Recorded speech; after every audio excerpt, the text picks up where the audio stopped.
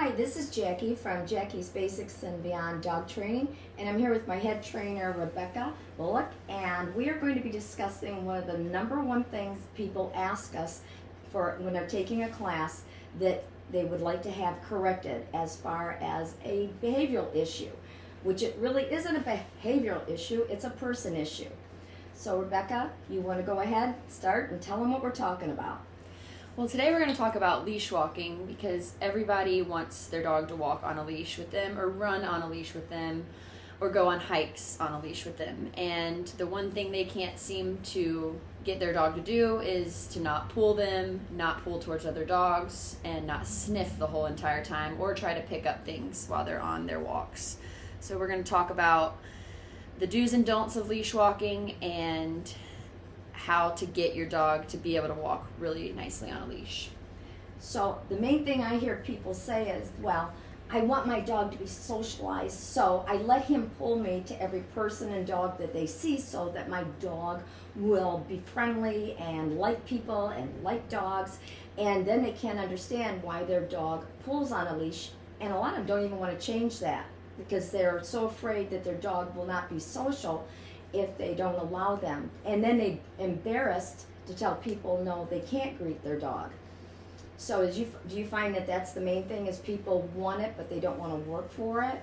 Yes, I find that a lot, and the main thing is people just can't get it through their heads that their dog doesn't need to go greet another dog, just like we don't have to go say hi to every person we see, but we can walk by people, we can smile at them as we walk by, but we keep on walking. That's true socialization, just being able to keep going with your friends, with your dogs, and have them just ignore the other distractions going on and be focused on their owner.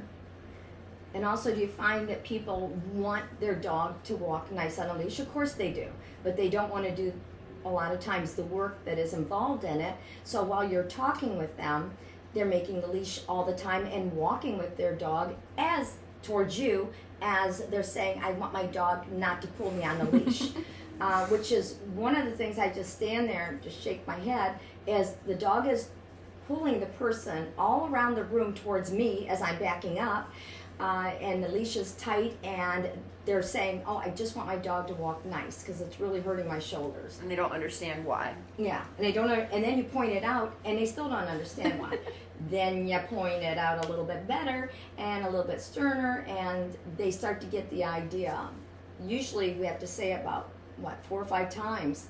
Yes. In each class. Even more. Yes, in each class. Each week yes. We have to go over it. Do you find any one breed is worse than the other? I would say probably like your bigger dogs, like the Newfoundlands, the Bernese Mountain Dogs. They were bred to pull things, so people think, let's put a harness on it and woohoo! Let's try to teach it to pull us on a harness, or walk on a harness, but they end up pulling them on the harness. So that's one thing that we try to discourage people from using, are back hooking harnesses, because those, no matter what breed, the harness is going to encourage the dog to pull more. What kind of breeds do you have in mind? Mine is usually has to do with the person. Mm-hmm. So it could be a tiny dog, 10 pounds, but if that little tiny 10 pound is pulling you and wrapping its leash around your legs, people get seriously hurt. And we've had plenty of clients that before we could get to them and explain about how important it is to have the dog under control, one side, one or the other. I'm a big believer they should walk on the right just as well as they do on the left. And that, to me, is a safety thing. You don't want to all of a sudden have to be able to walk your dog on the right and your dog never have done it before. So as far as me with breeds, it's a person thing. You're trying to get the people to be consistent and pay attention to their dog 100% of the time while they're learning how to walk on a leash. Also, I like to have people take treats and toys. On their walks. On their walks, yes, on their walks. To distract the dog or get the dog's attention. Mm-hmm. And sometimes a squeaky toy can work for that, or a really high value treat can work also. Ultimately, the leash walking boils down to when you're just standing there with your dog, Your dog should be by your side, have a relaxed leash. They shouldn't be sniffing the ground or you or other people or your treat pouch. They shouldn't be begging for treats. They should just be beside you, preferably in a sit and with a loose leash. And that's where it all stems from. If your dog can't do that, you're never going to make it out on a walk. So you got to start there. You can't want something and not want to work for it. Yes, and leash walking is the hardest thing to teach people. And you can't have it your way. Everybody wants to say, well, this is what I want, but no, I don't want to do that kind of work. I want my dog to greet all of its friends on a walk. Let me tell you what happens with this greeting on leashes, besides some of the fact that it's dangerous because you can get tangled up again. It gets the dogs overexcited. You've added 2 factors. You've added yourself and you've added restraint with the leash. But we've also known people that their dogs have been killed running across the street when they do get loose because they've been allowed to greet with any dogs, so they zoom across to go find their friends. So there's a lot of reasons why this becomes a safety issue, not only for people's bodies, their arms, their knees, their legs, and we want you to enjoy walking your dog. We also want the dog to know that this is something that you guys do together. It's a reward, and it's not just for the dog, because if you let them sniff and you're letting them pull, you're not doing them any good. You're actually making them more anxious, more territorial potentially, if you're letting them sniff and pee wherever they want.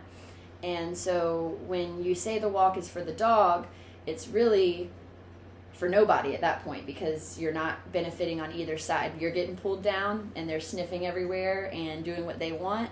So if you kind of take it back and take it as a training exercise, do short little walks, you'll get a longer walk faster. Also with dogs under a year, you don't want to be walking them over a mile for sure. But when they're tiny, you do about 5-minute walks or 10-minute walks, 20-minute walks, and you go up in small increments, because you don't want to create stamina for them to have to go farther the next time, especially if they're just pulling you on a harness. They'll do that all their life if you let them. But if you take it back one step at a time, you can have leash walking a lot quicker. Well, how much does the weather play into all this? With puppies, older dogs, should people be more cautious of what the weather is, whether it's cold or hot? Oh, yes. I cannot tell you how many people I've seen on the side of the road walking their dog when it's 85 plus degrees outside. Even at 75 degrees, the ground is probably way too hot for your dog. The air is probably too hot for your dog. And the only way dogs can cool down is through panting and sweating through their feet. So if their feet are on a hot surface, they are not going to cool down. They're going to keep getting hotter. And in about 30 minutes, they could overheat, and in an hour, they could eventually die. So you want to make sure that you're keeping your dog's feet covered if you're going to go out, if you have to go out. But if you don't have to go out, you should stay inside and do some indoor training instead. But the pavement gets so hot, if you can't hold your hand for 5 seconds, you want to make sure that you're not taking your dog out there, because we have shoes, they don't, and they will burn, and their paws can get destroyed. I look like a bag lady when I take my dogs for a walk, because not only do I have the poop bags, but I have water, and I have a toy, and I have treats. And the necessity of having that is if you do get in a predicament with your dog getting overheated, they have to have the water. You can't wait till you get home. You just have to make sure it's like having a baby. You're just going to pack your bag and make sure they have everything that they need. So let's go over the equipment, and one is the flat collar, which is, dogs lug on them all the time, but the people don't want to go from a flat collar to something like the Star Mark or the prong, because they're afraid it will hurt the dog, but yet the dog is lugging on their trachea with a flat collar. Flat collars should only be used to keep their tags on. And well-walking dogs. Yes, and well-walking, yes, that's true, yes, well-walking dogs, yeah. Once they learn how to walk on a leash without any pressure on them. I don't like myself to keep the dog, or for other people, keep their dog in a heel. in a heel when they're just walking casually. that's not fair to the dog. The dog can be a little bit ahead of you as long as the leash is loose. I mean, I'm 4'8", and a dog can't possibly have pleasure of walking next to me because they have a longer stride. So I've always let my dogs go a little bit ahead, leash is loose, and then I can call them back at any time to be next to me or do a heel. All my dogs do no heel, but when we go for a pleasure walk, it's a little bit more relaxing for them. You don't have to worry about it. What are you, 6 foot? Well, the main thing is when the dog, people don't really understand what loose leash means because they don't ever have one. Yeah, that's true. So I think that's why they don't understand. So I try to tell people now that you need to look at the buckle that goes onto the collar and make sure that's hanging down. Oh, and that's not hanging down, it's tight. Yeah. And so that's been helping people a lot where they can look at that thing, and if they're holding it tight, they just got to relax it. Holding the leash tight also makes the dogs want to bite the leash and tug against it.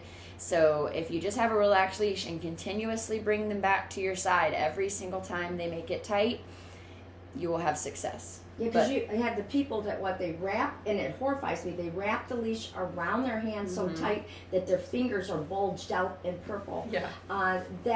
That's not what you need. You have more control over your dog than that. Once you make that attention, then what happens is the dog pulls against it. It's almost like having a harness on them. Yes. Which they have that on, they want to pull. What do you like the best? Do you like the prong, the star mark? Let's just say your dog isn't yet at the point where it can walk on a flat collar and loose. I would probably go with the prong just because I've used all of them. And I like to see quicker results, and I don't like to pick on the dog, so I'd rather correct them a handful of times versus 10 handfuls of times because that is annoying to the dog. But you have to make sure you fit these collars right, make sure you have somebody do it that knows what they're talking about, because if you have a loose prong and you're having to pull it really, really hard, that is not the right way to use it. And that's how everybody else uses them, and I see them all the time, and I want to go help them, but it's just not my place until they come ask me. Yeah, you can't stop people on the street. You would.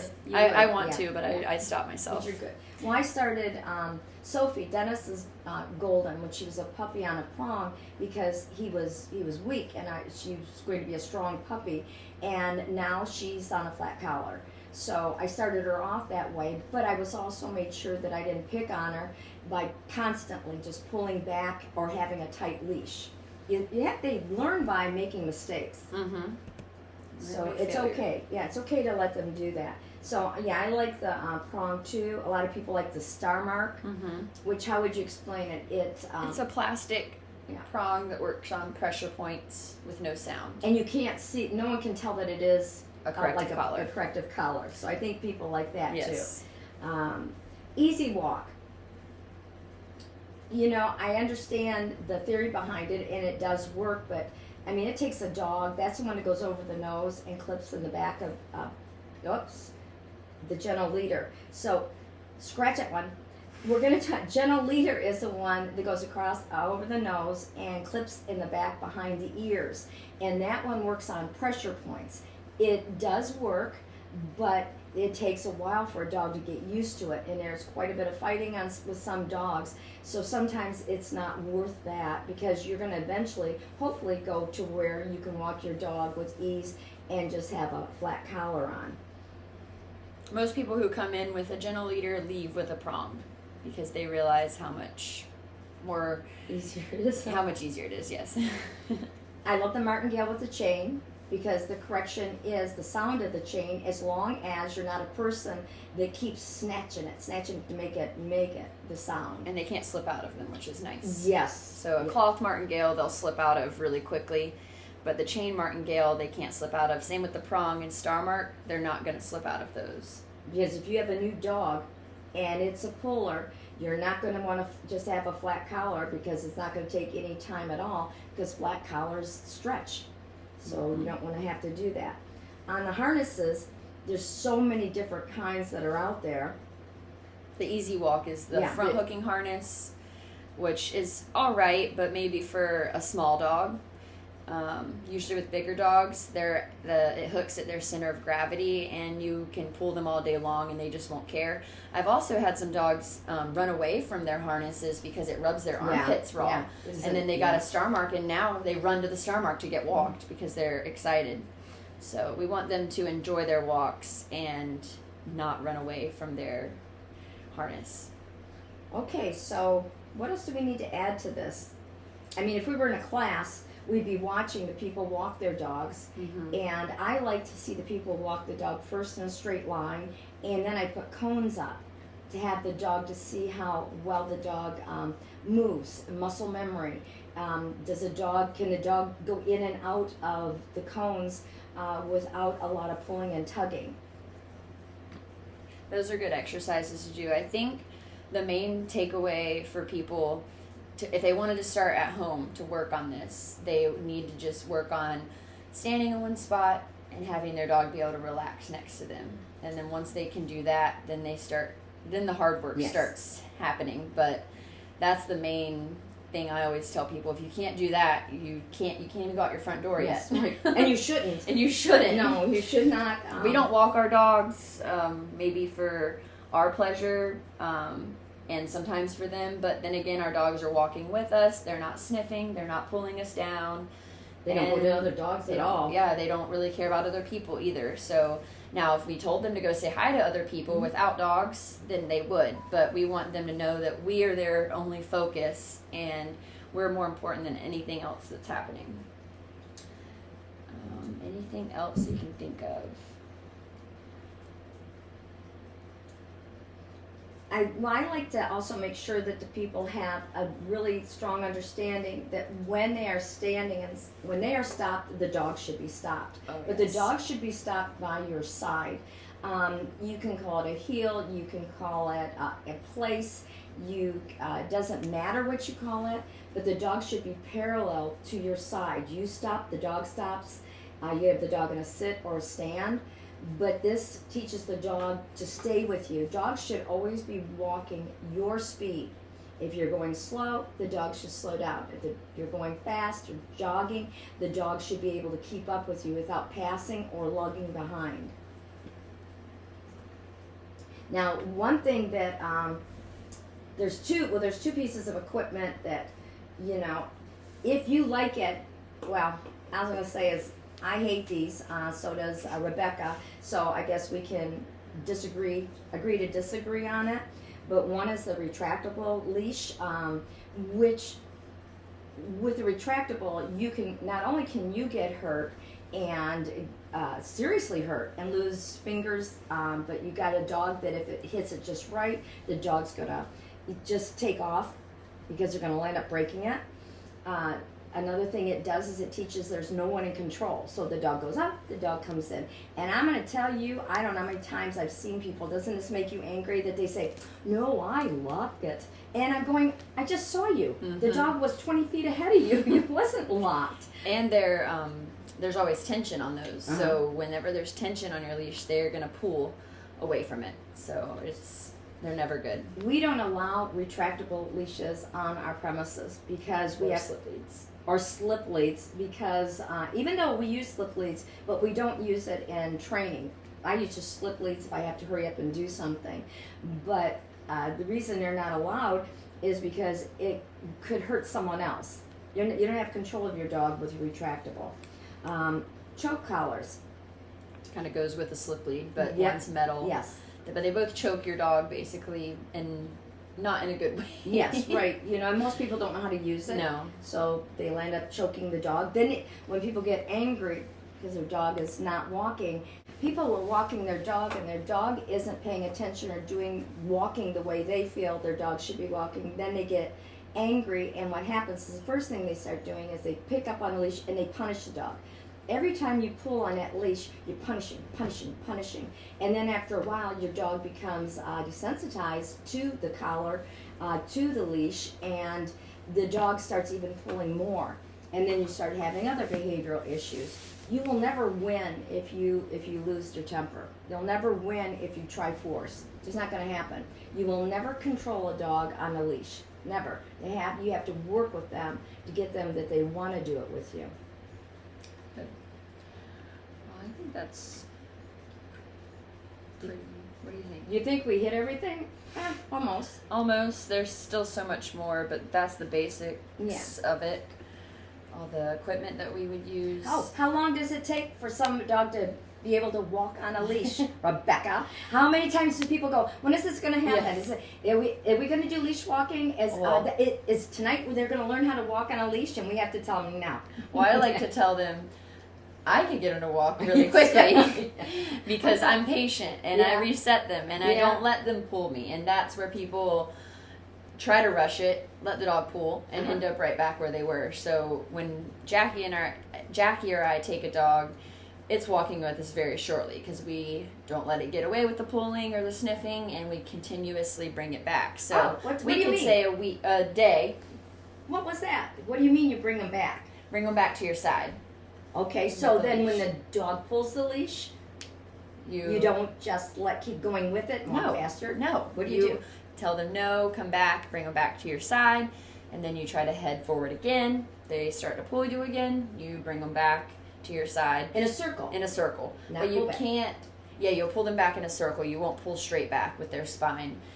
You want to throw them off balance kind of by doing that little circle, and then bring them back, relax the leash, try to walk forward again, and as you can see, this could take a very long time. But it's worth it. Yes, very worth it. So, with all that being said, might as well wrap up for today. Yeah.